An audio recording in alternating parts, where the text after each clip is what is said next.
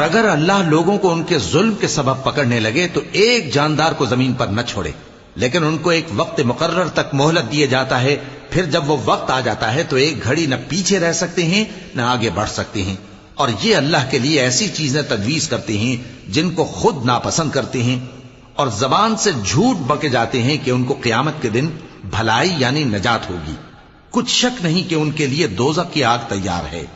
اور یہ دوزخ میں سب سے آگے بھیجے جائیں گے۔